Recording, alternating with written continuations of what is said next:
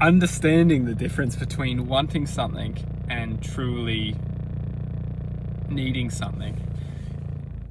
You know, when we are existing, we often are using things within our existence to bring awareness to our point of attention.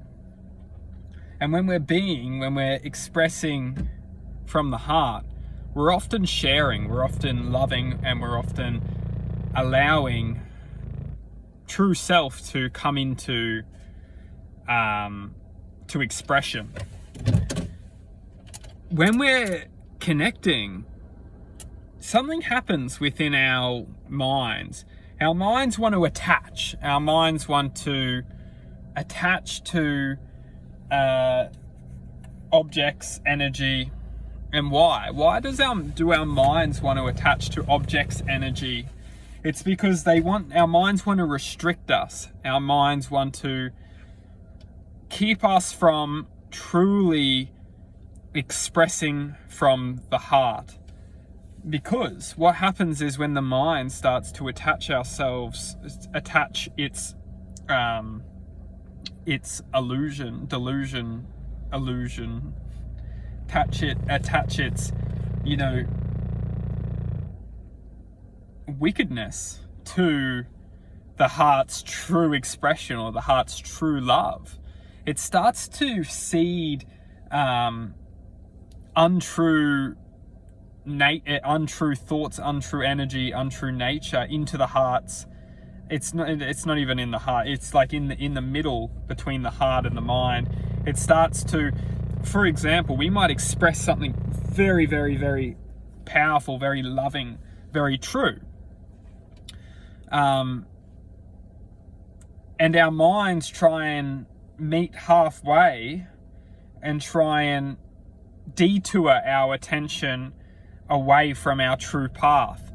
And it does this by manipulating our surroundings, manipulating our true point of attention.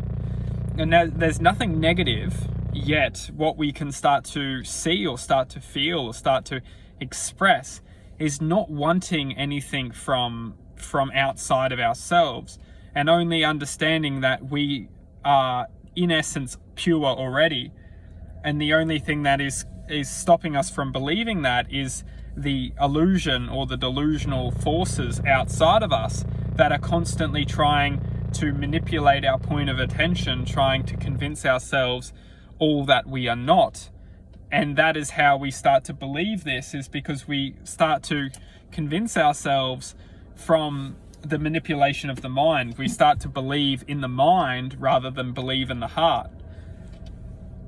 And this goes into play as when we can truly just want to give our goodness or give our love or give our positivity and not want anything from it, or not have any expectations from giving, from sharing, from expressing. We can understand that all we truly want is only to connect and start to form connections rather than attachments. Connections are truly, truly in essence of what we all are. We are all connected. And when we can start to understand how the mind is attaching ourselves, it's not ourselves, it's the mind's mechanism or the mind's field of awareness or programming or whatever you want to call it. When the mind starts to hook onto our infinite imagination, it starts to hold itself in its grips, or it starts to take our infinite imagination and starts to seed its own predictability within our infinite realm of possibilities.